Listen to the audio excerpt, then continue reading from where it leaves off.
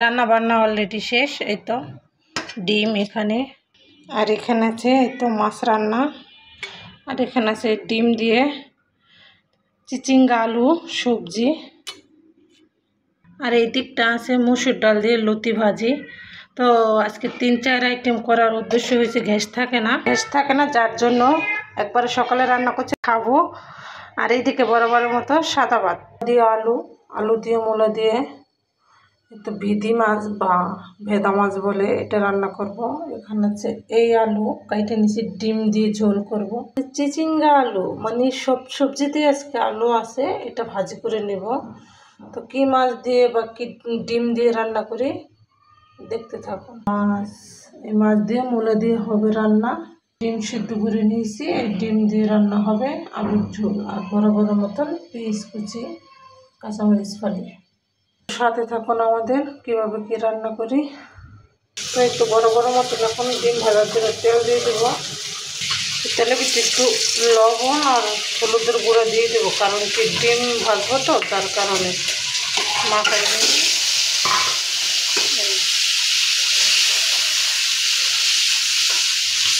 এদিকে কিন্তু বড় মাছ দিয়ে দিচ্ছে, এদিকে মাছ ভাজা হচ্ছে। তো 2 চুলায় 2টা আইটেম।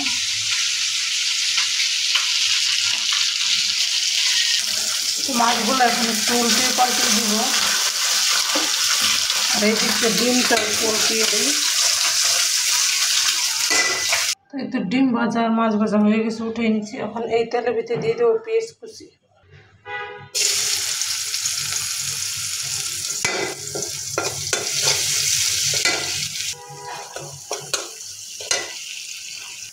তো দোনোটাতে এই তো পেঁয়াজ ভাজা হইতেছে। এতে দিয়ে দেবো মশলা। তো ডিমের মশলা অলরেডি দিয়ে দিয়েছি, আর এটার জন্য মশলা রেডি করে নিয়েছি। তো এই তো মাছের মশলার ভিতরে আদা রসুন দিয়ে দিলাম। একটু ভেজে নিয়ে এর ভিতরে দিয়ে দিব মূলা ভাজা।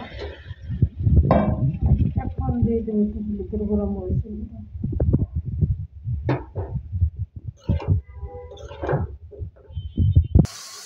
তো এইদিকে এটা এখন ঢেকে দেবো মাছের জন্য যে মূলা আলু কাইটে রাখছি। আর এইদিকে একটু ডিমের জন্য মশলা কষানো কিন্তু শেষ। এখন একটু কেটে রাখা সেই আলু বসিয়ে নিব।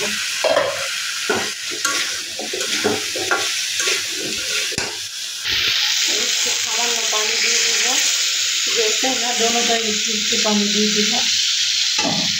দোনোটাই আমি ভালোভাবে ঢাকনা দিয়ে ঢেকে দিই।